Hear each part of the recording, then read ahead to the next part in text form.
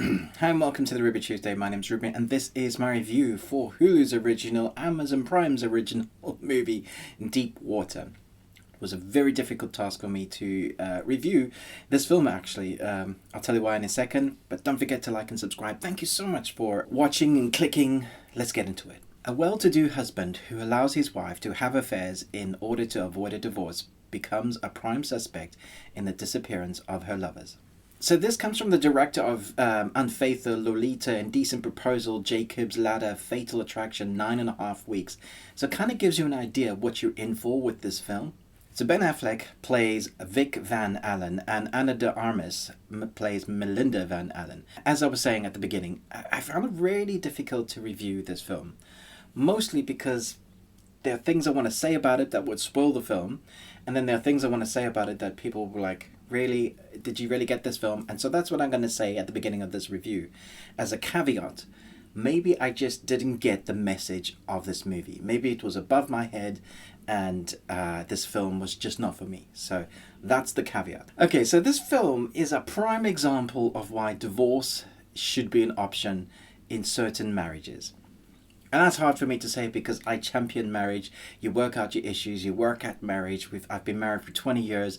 The issues that have come up in my marriage and we've worked through them and we're the better for it. We're stronger now for it. But this, man alive, right from the beginning, you wonder why they are still together. Because the wife is sleeping around, as said in the synopsis. The husband kind of push it to a side to kind of keep together. And you think, well, why would you put up with that? At the beginning, the wife just feels like she is the worst person ever. And as the film kind of explores their relationship a bit more, you start figuring out that he's dealing with his marriage brokenness in a different way. They end up looking like the worst people on earth. So what you have is two main protagonists that you're not rooting for at all because they just seem like awful people. And the fruition of the film is a choice and a decision that's made here that just boggles the mind. That you go, really? I sat through this film for that? Really? The thing is, the acting isn't bad. For what the dialogue that they've been given is fine. It comes off as trying to be softcore porn, that sort of Indecent Proposal film. When I actually mentioned to another news reporter friend of mine, he said, oh yeah, that's that Ben Affleck softcore porn film, right? And I laughed because I knew that was the kind of feeling that you get from it. There isn't actually that much sex. There is some nudity and there are sex scenes, but from what you see, I don't think you could class it as softcore porn. It's just trying to be sexy, but it gets annoying because you're not rooting for the characters. You're just like, from one moment this person's like, yes, touch me. Another moment she's like, what the hell are you doing? The guy seems like he really loves his wife, and then he ends up doing something else that is completely like counterintuitive to having a healthy marriage. And then it starts going down the dark path of you realizing, yeah, maybe I would end up doing that if I was in a marriage like that. So it gets you thinking like, well, what's actually happening if they haven't separated it and they just stews the pot of just, I guess, evilness, and they keep on doing this as a couple, but they're trying to stay together because there's a child in the mix.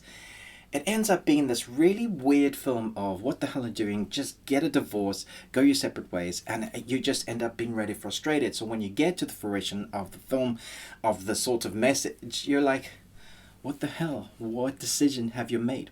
So the film looks fine. It's filmed well. The people in it are great, as in the actors themselves. There are some side kind of miniature stories when one person kind of finds out what's going on in their marriage, and there's this kind of tense moments. I wouldn't class it as a massive thriller.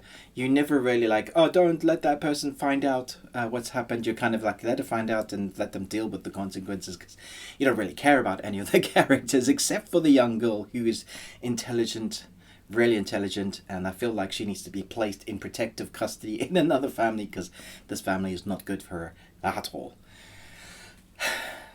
So I don't know what I say about this film. I don't really have anything good to say about it.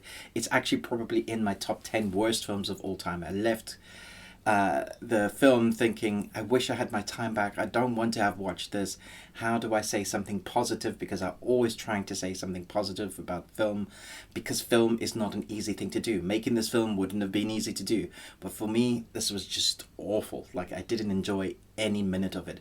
I kept watching though, because I wanted to know that what the outcome was going to be.